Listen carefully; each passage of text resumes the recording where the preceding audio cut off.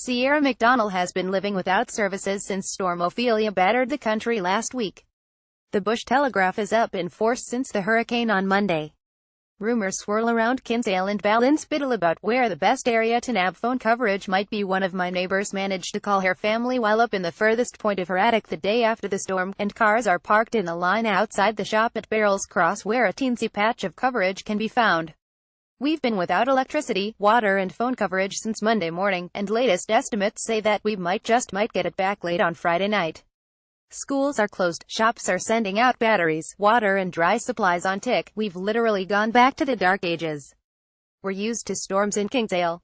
2 years ago it rained every single day from the end of October until the end of January. Our house was surrounded by a moat of water for 2 months as the ground surrounding it became swollen with surplus water.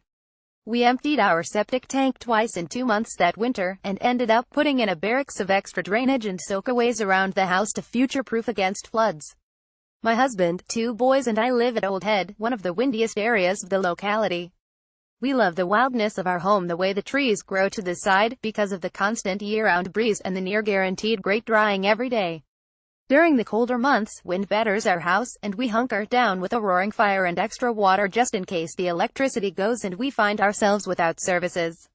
When news of impending ex-Hurricane Ophelia started to roll in, then, my family and I were relatively nonplussed.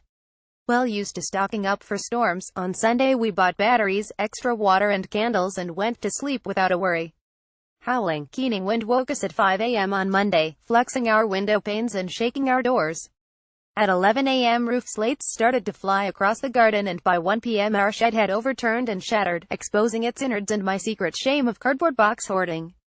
We lost power early in the afternoon, and with it all phone coverage. The wind howled all night, and it seemed darker than usual, likely from the lack of twinkling lights from houses on the headland. Community spirit has kicked into gear all around the area. A local roofer was with us at 7:30 a.m. the morning after the storm, and our local coop supplied the replacement slates and ridge tiles on a promise that we'd pay as soon as power and bank machines were back up and running. Amazonas Hair Salon is offering complimentary hair washes to those of us without water, and Martin Shanahan and the staff of Fishy cooked all of their food that survived the storm and gave it away to the locality for a donation towards charity. Local builders are working double time to restore a feeling of safety to the older people in the area, and anyone who has a gas cooker is opening up their kitchens to facilitate family meals to continue. In the worst of times, come some of the best of times. Of course, we are dirty and smelly and cross. My kids are 5 and 6 and haven't survived such a long period without screens.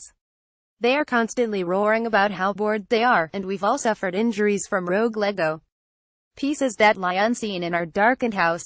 Last night, my husband and I were reading our books in the Edwardian candlelight, staying up until 10 p.m. to see if the promised restoration time of electricity would come about, and chatted excitedly about putting a wash on and flicking the dishwasher to its hottest setting.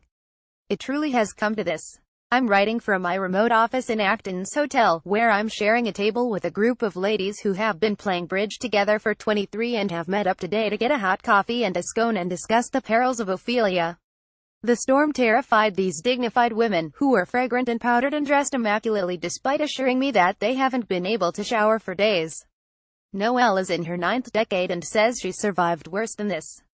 I tell her how I bravely washed my hair with cold bottled water this morning over my bathroom sink, and she roars, "Sure, what did you think we did when I was a child? Girl, everything was outside, and so, the world keeps turning, and these women keep organizing." The most important item on the agenda of their coffee meeting is the distribution of food from their chest freezers to the ones in the area that are serviced by generators. One of the ladies has already cooked for a party that's happening next week, and there is no way she is losing that food, not if these women have anything to do with it.